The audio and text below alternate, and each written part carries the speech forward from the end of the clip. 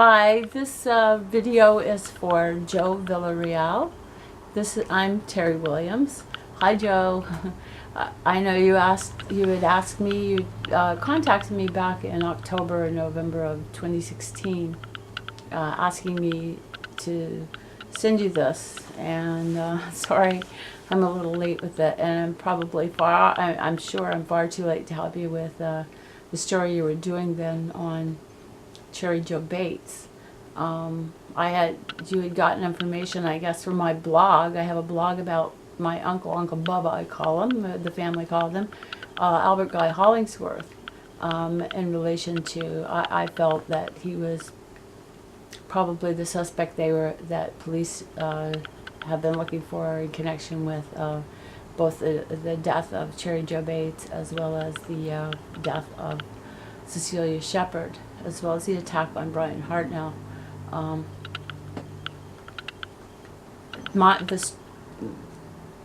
The whole thing started for me in 1967 when I lived with my mom and my siblings in our hometown of Terry, Mississippi. And our cousin Eddie, Admiral Underwood, that's Edmirl Underwood, I came to live with our family in Terry from New Orleans, where he had been a police officer, and he had quit, and he actually, I think he got the job of, in fact I know he got the job of the town night marshal in our hometown when he got there. He said he quit because of the corruption, but I've always found Eddie to be quite clever, especially when he speaks. But he and my uncle, my mother's brother, came home once a year to visit, in the summertime usually, to visit his mother, who lived just down the street from us. And while he was there in '67, he came down to my mother's house, and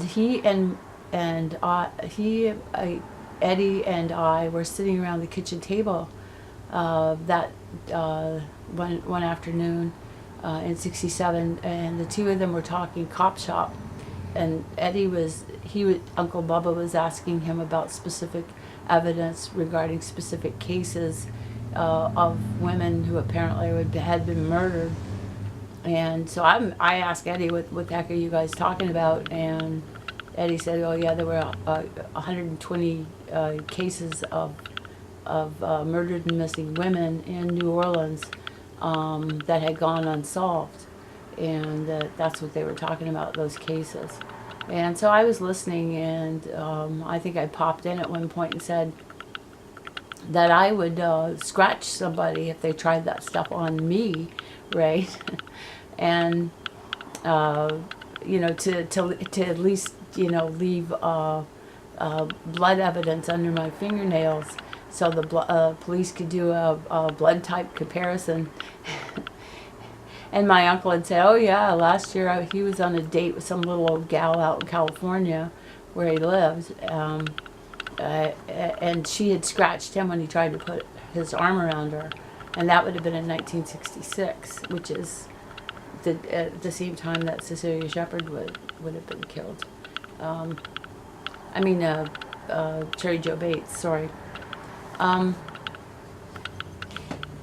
Eddie also said, let's see, I had written that down. He was also talking about, he told Uncle Bubba that in order to not get scratched, that a suspect would grab their victim by the wrists and drag them by the wrists, so that they'd just have to run to keep up with their wrists, and they would be able to use their hands to scratch them and have any evidence.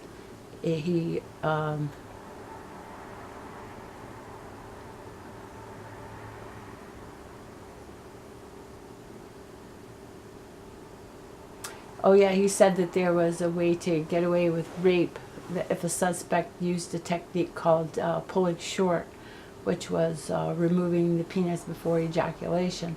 Eddie said that in order to identify a suspect. Also, this is something else that he said was suspicious, is there needed to be 2 independent witnesses to give the same evidence, the same description of the suspect, which, you know, happened once. I think it was Kathleen Johns and then Paul Stein, and between those 2, that gave police, that was a positive ID. So then police, he had police looking for somebody who looked like Eddie, yet Uncle Bubba is the one who was killing everybody else outside of San Francisco, like in Napa Valley and Vallejo, and I do believe that he is it's quite possible that he killed Cherry Joe Bates.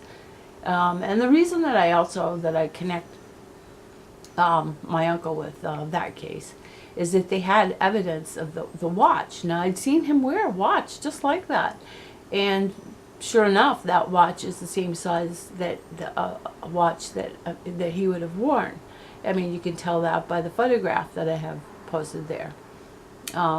Same size watch. He's a big, sturdy, robust build, with no blubbery fat. I think was another description of the suspect by Mike Mago. And also, they said they had found the print of a wing walker, which the same size as my uncle would have worn. As well, my uncle had access to wing walkers. He had been, not only was he in the Merchant Marines, but our family, a lot of our cousins were pilots in the Navy and had been stationed in Korea and other places, and it eventually went to Vietnam even. And my mother, my uncle's sister, my mother, also worked for NASA. So there was a lot of ways that he could have gotten hold of wing walkers. Let's see, what else? Oh yeah, and Eddie had also mentioned, which is why I kind of tied the 2 of them together with the Zodiac case, is that Eddie said that summer in 1967, I was 15 years old at the time, by the way, and he said that if 2 suspects worked together and committed murders and crimes in different areas, that it would cause cross-jurisdictional infighting with the police, and therefore the suspects would be able to get away with murder, which is what I believe they did. The whole Paul Stein thing, everybody saw Eddie, there you go, he's being identified, he's gonna go on the police poster, he's gonna make sure he gets spotted again, you know, and identified, right, without getting caught, which he's probably, I guess, good at, but he was gonna he also took that bit of shirt from Paul Stein and just gave it to my uncle, or mailed it to him even, and then my uncle wrote a letter and mailed it in, you know, and everybody's you know, there you go, problem solved. Everybody's looking for the guy on the poster, which is Eddie, who lived way back east in either Texas or Mississippi, or in Louisiana. Meanwhile, Uncle Bubba's working and living right there amongst everybody in the Bay Area. Now, my uncle was an engineer. He was chief engineer in the boiler room on ships when he was in the Merchant Marines, as well as he was the chief engineer of the boiler room at San Francisco State University. When I was out there in 1970, when I was 17, I eventually did move out to San Francisco to live with my uncle. My grandmother had sent me, and she had pretty much raised me, because when my mom left and went to Canada, I didn't want to go follow them up there. I just wanted to stay in the States. So my grandmother said I had an option, and you know, either go to your mother or go to your uncle, but you're out of here. So I went to San Francisco. You know, I was 17. It was, you know, the land of hippies. I went to go see them. And so when I first got there, we lived in San Francisco itself, on Juanita Way with a lady named Peggy Roach and another couple of fellows, Craig Horn and Tim O'Leary. They all worked at Mount Zion. Or I think Tim O'Leary actually was an accountant, but Craig Horn and Peggy and Peggy's boyfriend Joe, who was often there, all worked at Mount Zion. And they were really nice people, and I really enjoyed it. There was the 2 bedrooms, a dining room, and the living room. It was a nice house, nice place. And there was Uncle Baba his room was in the dining room, which had French doors on either side of it, and he just closed the curtains and closed the doors, and that was his bedroom. And I was happy sleeping on the couch. I was just glad to be out of Mississippi. And so, but it was he after a couple of weeks, I think I came with, I think we might have stayed at that with Peggy for about a week, maybe 2 weeks. I think it might have been just a week, because I left right after school was out in May, which had been the end of May. I forget exactly when, but by June, Uncle Bubba had moved us to a 2-bedroom he found down in San Bruno. And once he got me down there, he started raping me. But I was a virgin, and he used the technique that Eddie had told him about, pulling short, but also there were physiological differences that prevented him from actually breaking my hymen, and so I knew that if I went to police, it would still look like I was a virgin, and I would look like a crazy fool. They wouldn't do anything. He'd find out, and no telling what he would do. At that point, I wasn't. I mean, I knew. I was kind of. He was like the older brother to me, since his mother, for the most part, raised me. He was the older brother who sort of traveled everywhere a lot and came back home once in a while, always sending home nice gifts from around the world. So I knew him to be the kind of person that was kind of mean, cruel even, and that if he would say, "Oh, I'm gonna choke that cat," he wouldn't waste any time. He'd just go choke the fucking cat, I mean, I've seen him do it.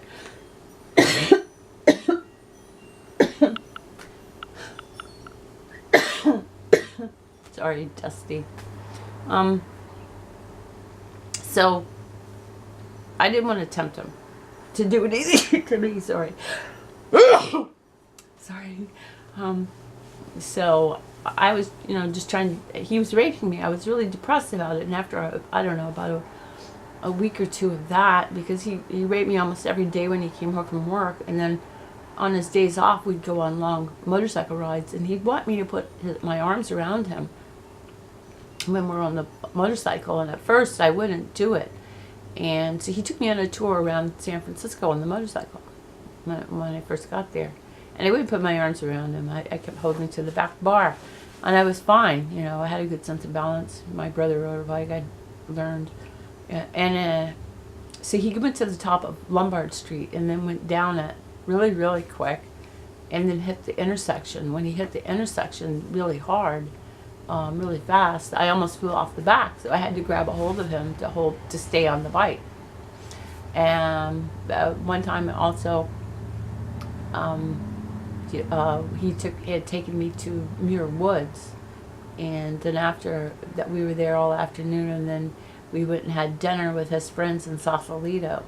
And on the way home that night, we crossed at about midnight, and it was the strangest thing. It sounds odd, but there was no traffic, just us on the bridge.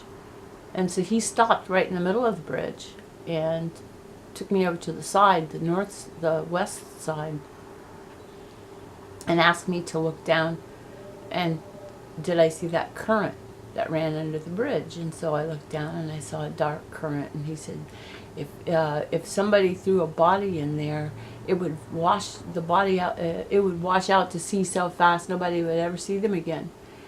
And I got nervous because that's what he said before he killed the cat. And I heard a car coming, and I was feeling really nervous because there was nobody around. But I heard a car coming from my right, from the north, and so I knew I had to get that guy to look at us to stop what I was afraid was going to happen, right? So when the car got closer, Uncle Baba was on my left, and the car was coming from my right. So I turned with my head, back of my head to my uncle, and was like, gave an "oh my God, help" kind of look, so the driver would notice, and he did, and he had an "oh my God, what's going on" kind of look on his face as he looked at Uncle Baba. So that botched that sink or swim. So and then he took me back home, and again, of course, raped me. But he also, I was getting really depressed because I was afraid of him. Already twice my life had been endangered by him. I felt scared. I felt afraid for my safety around him. Another time we had gone on a long bike ride to Capitola to visit one of his friends. He had a lot of engineering friends all around California, up and down the coast, even up in Oregon. And he would visit them. We would go on long bike rides and visit these people and their wives and children. And, it was like he was showing everybody, oh yeah, look, I was probably part of the front, which I'll get to in a minute. But,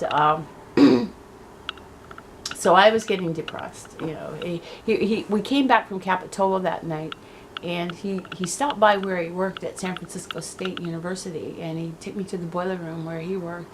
And the guy that was on duty that night took off when Uncle Bubba showed up. And then Uncle Bubba took me on a tour around the boiler room, and then he asked me to stand right there. And I stood there, and he walked over to this big white boiler. It had a red switch on the side of it. And he said that if he flicked that switch, the steam coming out of the valve over my head would cook me in seconds. So I ran because that's, I already know that usually it's like he's not bluffing. So, and I did get a bit of a burn because he flicked the switch in, and I did get a bit of a burn on the back of my heel. So it was very, very hot steam. Anyway, so, and then I was getting really depressed, and I was getting really afraid. I thought, how this might escalate into something where I might be harmed, right? So more than I already was. And so I got away, and I went back up to Juanita Way to see Peggy and ask her, look, is it possible that I could stay here, live here? And she said, yeah, sure, I could stay there. I told her that Uncle Bubba was raping me, and she said, yeah, stay here. So that's what I was going to do. That was a Friday, and then Saturday, we had all gone up to Stinson Beach and went to see 2001: The Space Odyssey, and we came home, and I wanted to get my cherry popped, and Craig Horn kind of liked me. I liked him, so that night I managed to make sure that happened, so that if Uncle Bubba did rape me again, then I would be able to go to the police without looking stupid. But while we were in bed going to sleep that night, we heard, it was a foggy night. It was a Saturday night. It was foggy, and I think it was in July, late July, that we heard digging up the hill. Her house was on Juanita Way, and the backyard of her house went straight up to the top of Mount Davidson. There was, there's no houses in between her backyard and the top of the hill. And the next day, it was a nice sunny day, so I thought, I was just, curious. I wanted to go find out what was, the top of the mountain looked like, because you don't have many mountains in Mississippi, so it was a big deal to me. We have a mountain in the backyard. So I went up. I went up to the backyard, and I started up the trail and climbed all the way up to, it's a pretty easy climb. And I went up to the top. There's a parking lot up there, and there's this big concrete room on one end of the parking lot with this big, gigantic concrete cross on top. And I don't know what made me do it, but I went over to the room. There was like a doorway on the left-hand side of it. And I went over to it and I looked in there, and it was really dark and dank. And I realized that, God, if somebody got killed in there, nobody would know because of the concrete walls, and because it's on the top of the hill, it's just like nobody would hear them.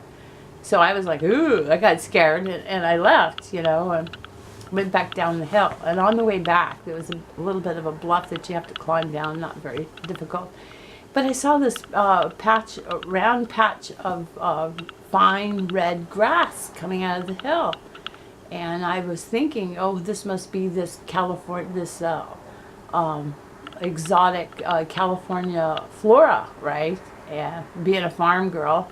And I wanted to check it out, So I bent down and ran my hands through it, and I realized it was human hair. And I just went, Wah! And took off down the hill so fast, man. I was just 17. And I told the people there, but I was afraid to go back up. I was thinking Uncle Bubba put that body there because he was upset at me for having sex with Craig. And I think he killed somebody who had red hair and buried her there. We heard the digging, and there it is. But I was afraid to tell the police because if I had mentioned Uncle Bubba, which I probably would have, they had done a half-ass investigation, then he would be on to me that I knew, and like I couldn't use that tactic with him. It doesn't work. That once he knows, mark your days. So I didn't want him to know, and I was scared that he might find me at Peggy's place and do something with me. Anyway, I didn't want to go back there. I'd gotten away, and I just wanted to be away from him. So I just tried to ignore that. I wouldn't go back up there, though, because I was afraid. I was just terrified. I was just terrified. I didn't want to go back up there. I was scared there was somebody in the woods. I was afraid he'd be up there, and they'd kill us both if we went back up there. So I didn't go. And the body's still there. I still know exactly where it is. I'm sure that there's got to be even some kind of skeletal remains in that exact spot. And whoever it was had red hair, long, straight red hair. So I was just, thankful that I wasn't living with him anymore. But that night, this is Sunday night, we were sitting in the living room, Peggy and Joe and Craig and Tim and this fellow just moved in, Leroy, and I were sitting in the living room eating Kentucky Fried Chicken and having a really good time. I was just really happy to be there with those guys. They were just so nice and trustworthy, and so I was happy I could stay there. I didn't mind sleeping on the couch. Nobody seemed to mind me being there. So, and besides, Craig didn't mind if I slept in the same bed with him, which I didn't mind either. But at least that was sex that I had wanted, not had it forced on me. But that night, while we're eating dinner, Uncle Bubba shows up at the door. And he comes in, Peggy invites him in, he comes in, he sits down, and he yucks it up with everybody for a few minutes, and then he tells me that, well, I got to get back because I got to go to work tomorrow, so you got to come home with me now. And I'm like, no, Peggy said I could stay here. And he said, oh, no, you're not staying here. You're coming back with me. I can't have Peggy assuming that kind of responsibility. And so I said, no, Peggy said, no, I don't mind. She can stay here. And he went, no, I won't hear of it. I won't let this happen. You're coming back with me tonight. And I called him a motherfucker. And he got up and he slapped me right across the living room onto the floor right in front of the fireplace. And so I jumped up and I ran hid in the closet in the bedroom. And he came in there and he grabbed my wrists together and dragged me by my wrists, and I had to run really fast to keep up with my hands, and my hands were totally useless, and he just dragged me through the house and nobody stopped him. and down the stairs, down the walkway, into this little red Nissan or Toyota light blue little truck with a camper hood thing on the back, kind of a half camper thing, just a squat little short one. Anyway, and took me back to San Bruno. And on the way back, he said that he didn't appreciate me using that kind of language in front of his friends, and he said that he had carefully crafted the squeaky clean image for John Q. Public, so that they wouldn't suspect what he does in his when he's in private, when he's doing his thing. He said that his average looks helped him blend in with the crowd, and that he didn't need somebody like me putting ideas in people's heads by calling me names like motherfucker. And I'm thinking to myself, yeah, that sounds like incest, doesn't it? You know, but I couldn't say anything to him. I had to really watch what I said and how I behaved around him, because I mean, I knew him. You couldn't call his bluff. He was cruel as anybody. Well, probably not the cruelest, but certainly right up there. We had some badass people back home in Hinds County, Mississippi, with white knights. Anyway, so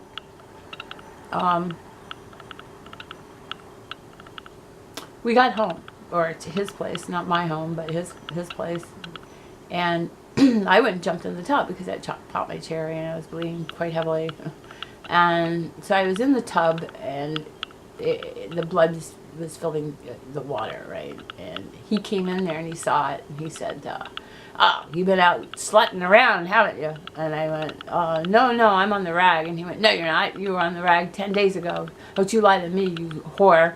And he said, "Just a minute." And he goes out and he gets this long extension cord, plugs it in the bedroom, puts the radio on it, comes back in the bathroom. And he asked me if I wanted to listen to some music, and I went, "Sure," you know. So he puts on my favorite station, and he says, while I'm sitting there in the tub bleeding, and he says, "You know, that if I throw this radio in the tub with you, it'll kill you in seconds." And I jumped out because that's, I already know he says it, he does it, and so I jumped out, and sure enough, he threw the radio in the tub. Just as I managed to get all the way out this time. But, and then after that, he took a towel, put it down in his bed, and he raped me. And he said that when a woman's bleeding is the best time to rape her because it doesn't leave any evidence or something like that. I don't know. And then after that, I got dressed, and he took me back into his bedroom, and he said he had this like an army trunk, this long army trunk, and he opened it up, and he pulled out a bayonet, and he explained to me how to use what the bayonet's uses were. There was like a rough side. He said that was for cutting down cutting down limbs for firewood and building shelters, and then there was a smooth side, which is for scaling fish and gutting them, and then there on the top was like an equilateral triangle, was the top of the bayonet, the pointed end of it. And he said that the pointed end was like that to separate the ribs, so the bayonet could plunge into the lungs. And he said it worked. He said he tried it on that little old gal out by the lake last year, and it works real good. And I got scared because I'd heard a little bit of something about that, but I didn't have I didn't know a lot about that case. I just had heard that there'd been somebody stabbed to death out there. And then so I'm looking at that bayonet, and I'm just trying to be all light and ha ha ha, like treat everything like it's a joke, like he's just trying to brag. And I think he was trying to brag to me that he wanted me to know that he'd killed her, Cecilia Shepard, that gal out by the lake last year, which had been in 1969. And so then what really tied it together is that then he said, "Come on in, I've made supper, come on, sit down, let's eat." And he had dinner already made. It was on TV trays, one in front of he had a big easy chair he sat in, and I had another chair, and above his head on the wall was this very dark brown hangman's hood that was very finely tailored and it had like gold embroidery on it. And I'd heard something about a hood like that in connection with the woman's murder. And so I was, I was really trying hard to keep it together to just act like a good old dumb shit. But the hood was like a hangman's hood, but it had this like a square, like a mortarboard on top that was kind of flopped down over the chest, hanging on the wall, and in the corners of the hood, the mortarboard, where it was this fine these symbols in fine gold embroidery. There was a different symbol in each corner, and then on the front there was like a Masonic cross, Templar's cross, on the front, like a circle with a cross through it, and finely embroidered. And anyway, he said he got that when he joined an old order of the Masons, and I'm thinking Knights Templar, right? I don't. He didn't say, he didn't specify. Then for some reason, he started talking about cannibalism, and he said that cannibals don't like to eat the flesh of people who smoke cigarettes because their flesh is sour. He said cannibals like to eat the flesh of people who don't smoke because their meat is sweet, and asked me how I like my steak. And of course I thought about the redhead at the top of on Mount Davidson, and I lost my appetite.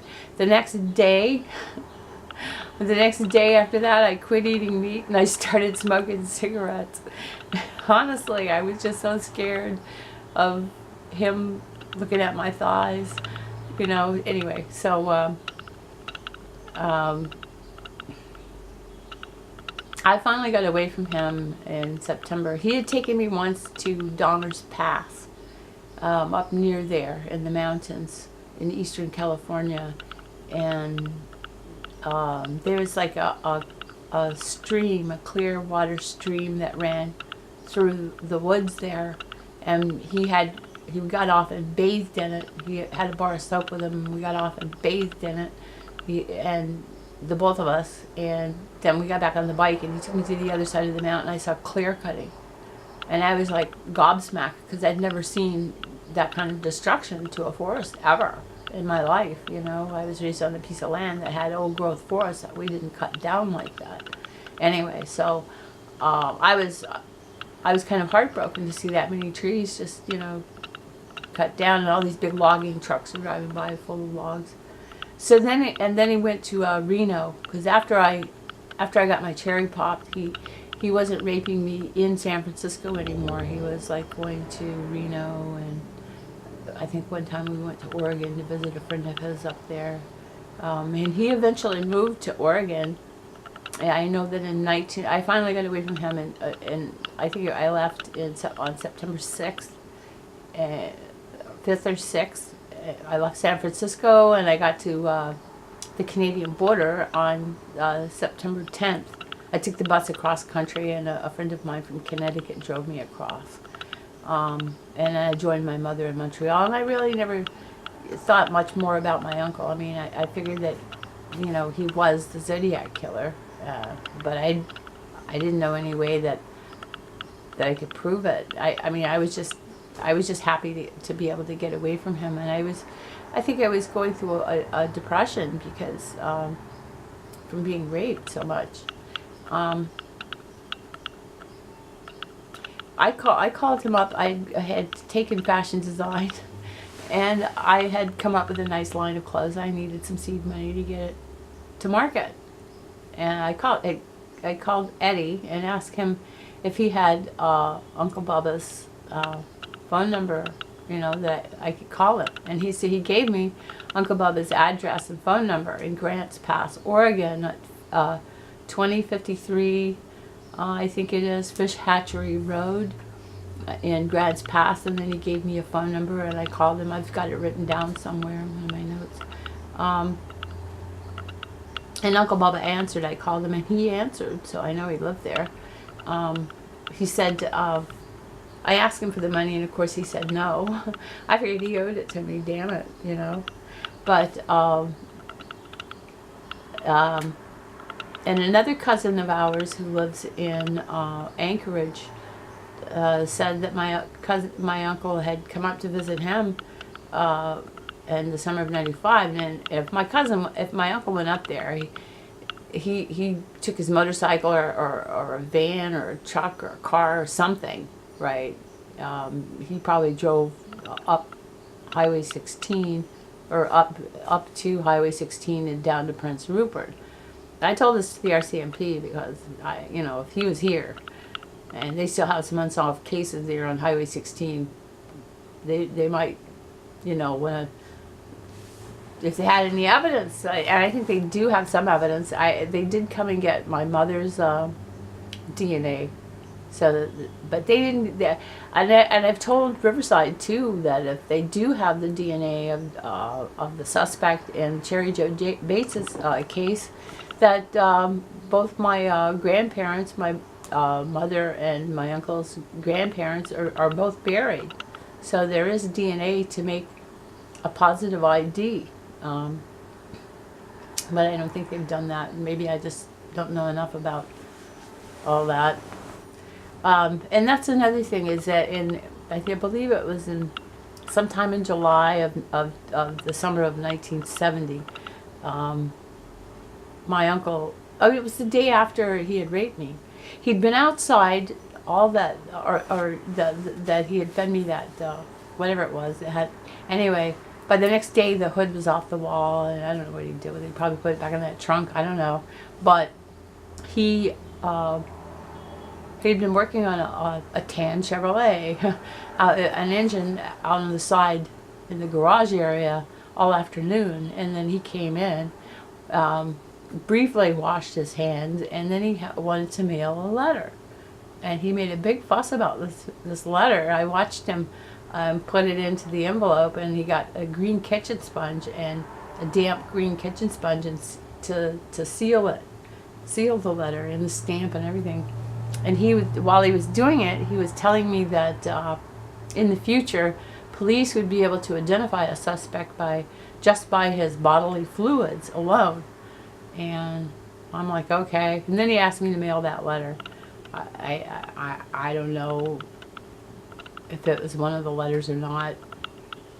I think the police did get a letter from the Zodiac that summer in July.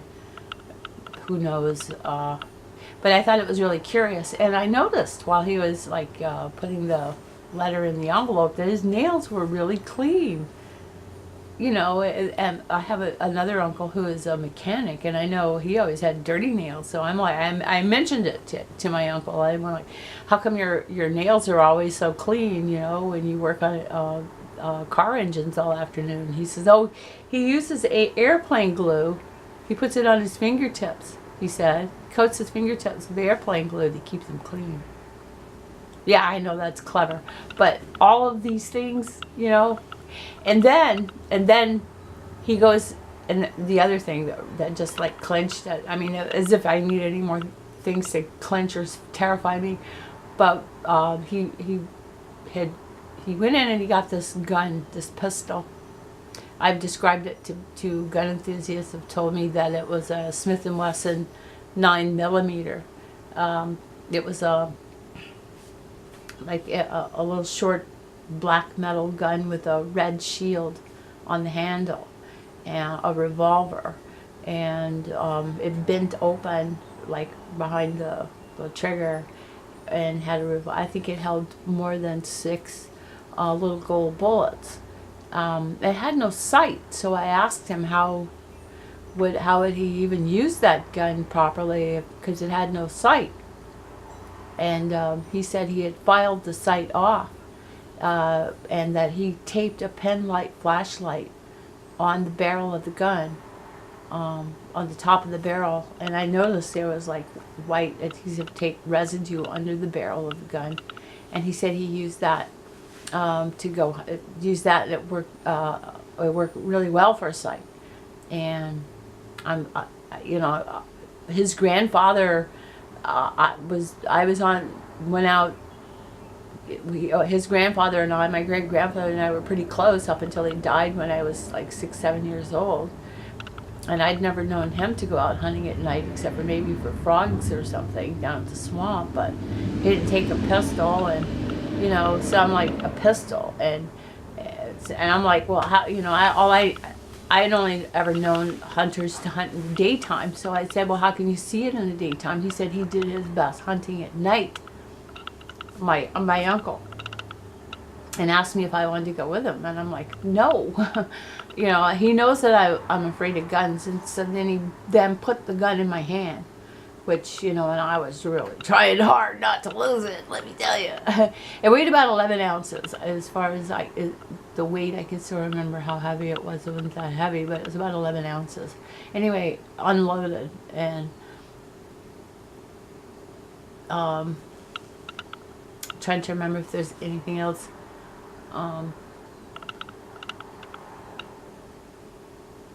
It's just, the things that I know about Eddie, the conversations, it was more than one conversation that they had about how to get away with crimes, different crimes, that where Eddie explained things to him about how to get away with, how you could confuse evidence, how you could confuse witnesses, how you could confuse the police, how you can confuse the public. They discussed all kinds of things like that, and plus that whole, if two murderers join forces, they could, get away with it because of cross-jurisdictional infighting, which is, I believe, what ended up happening in that case. But I don't know. I did go to San Francisco because I saw my uncle here in 2003.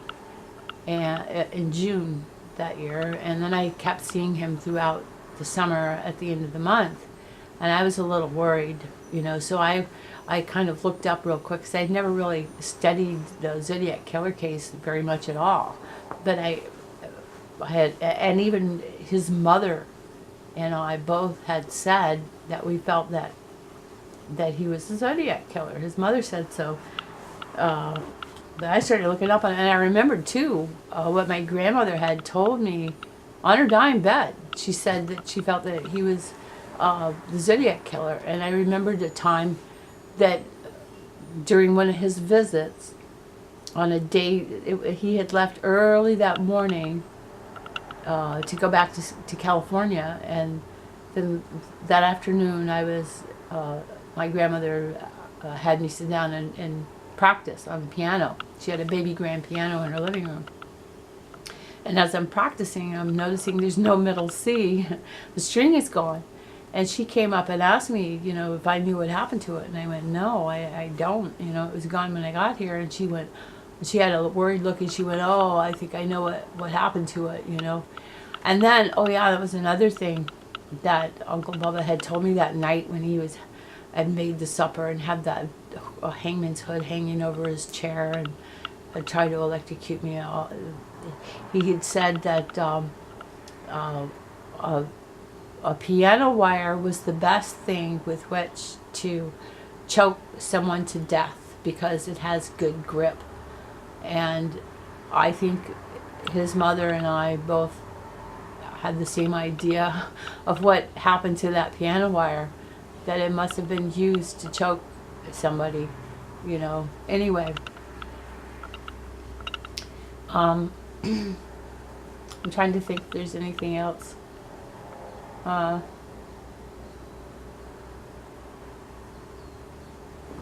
He was really good at, they did that voice reconstruction from the memory of the telephone operator.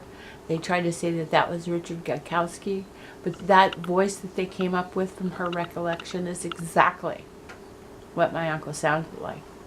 And my brother can tell you that that's so. In fact, my brother thought I was crazy about accusing my uncle, and that I was just going on about nothing until I said, no, here, this woman talked with him, and they've come up with this reconstruction of his voice, and this is what it sounded like. I played it for him, and then he looked at me, and he realized.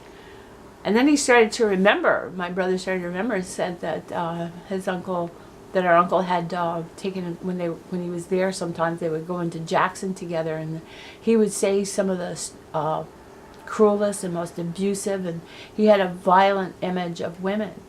And another thing about my uncle is that when he was young, his father, now I don't know where Grandpa, John Parker Hollingsworth Sr., or yeah, John Parker Hollingsworth worked for sure. I'm not sure where he worked, but I think he had to do something.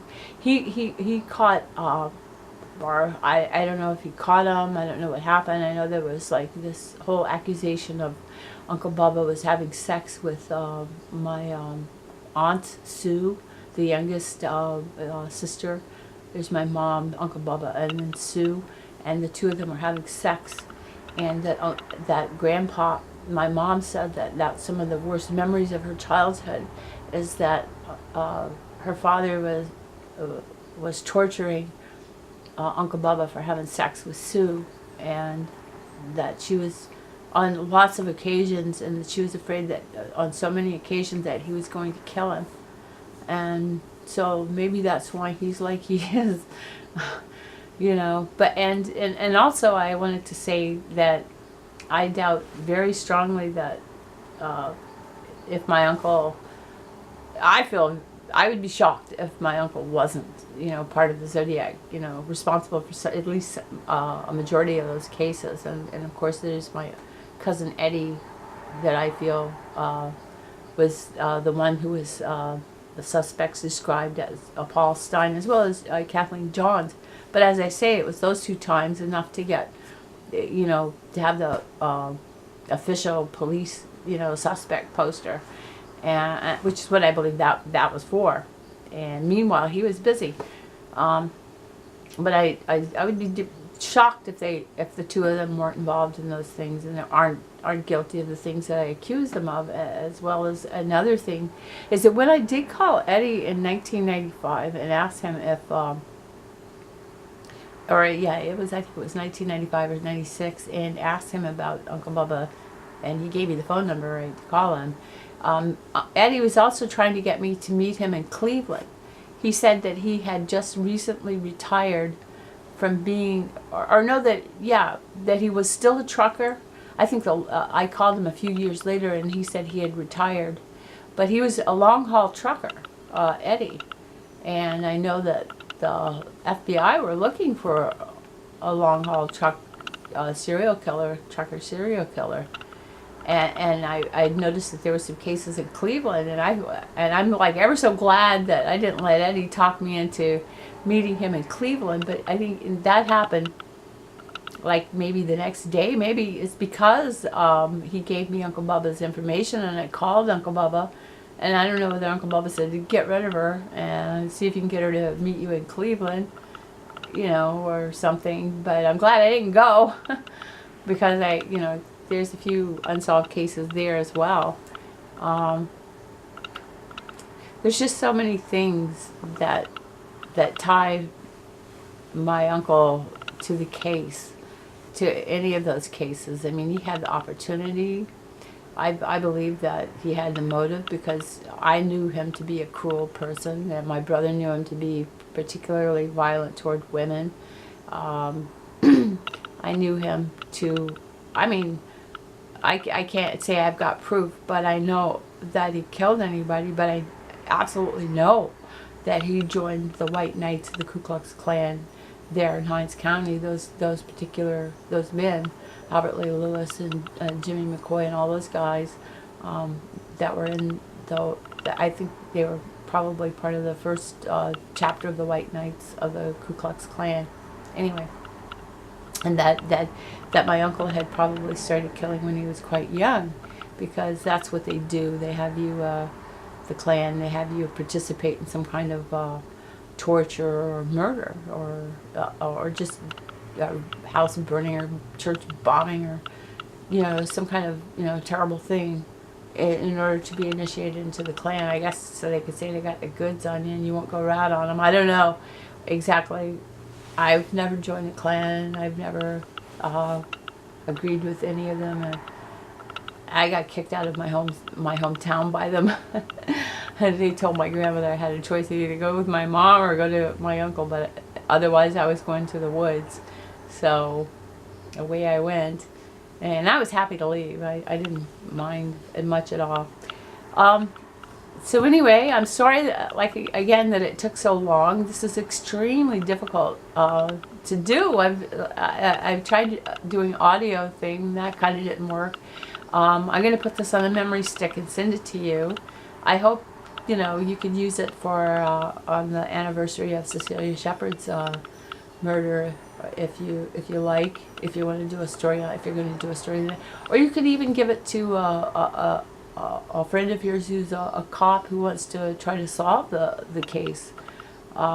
My uncle, Albert Guy Hollingsworth, and that's another thing, that his name seems to fit those ciphers, all except for the one where there's the double signature, like my uncle's name, either Hollingsworth or A. Guy Hollingsworth or Al G. Hollingsworth, or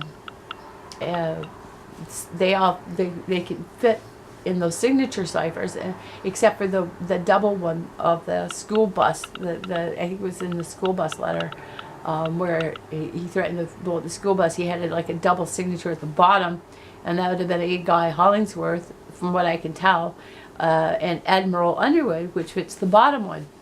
And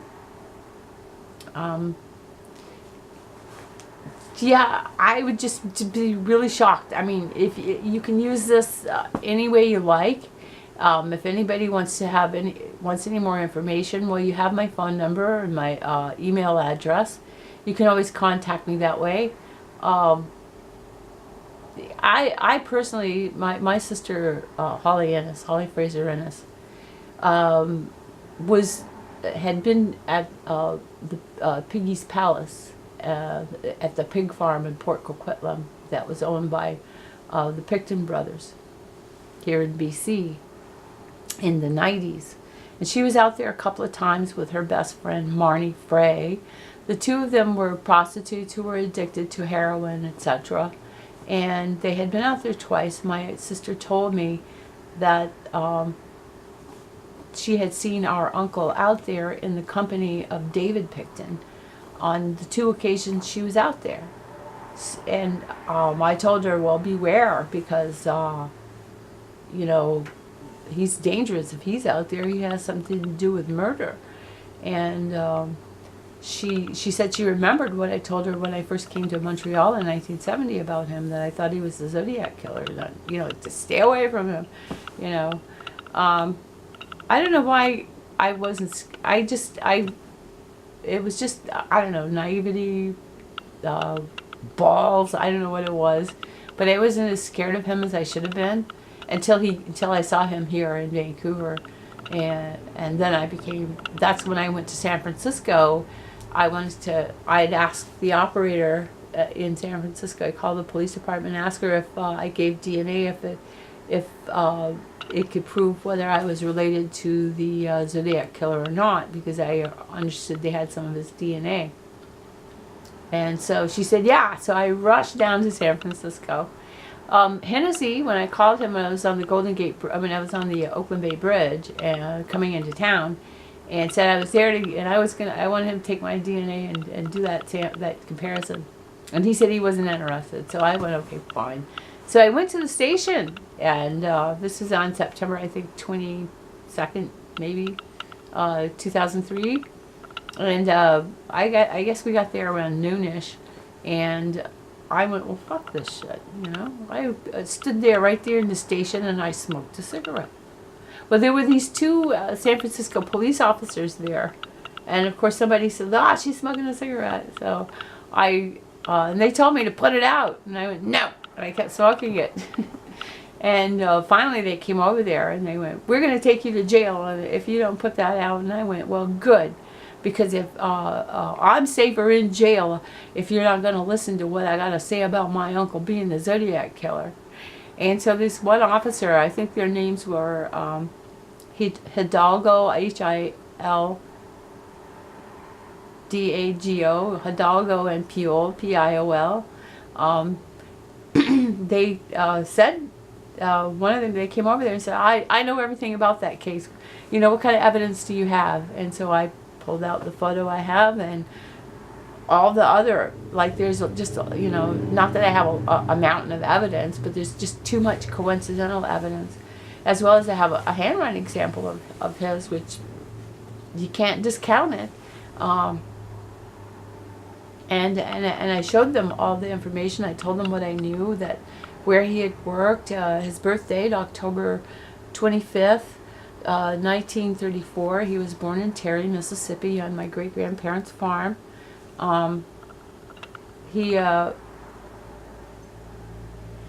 joined the Merchant Marines when he was, I guess when he turned 18, because by the time I was born, he was always gone.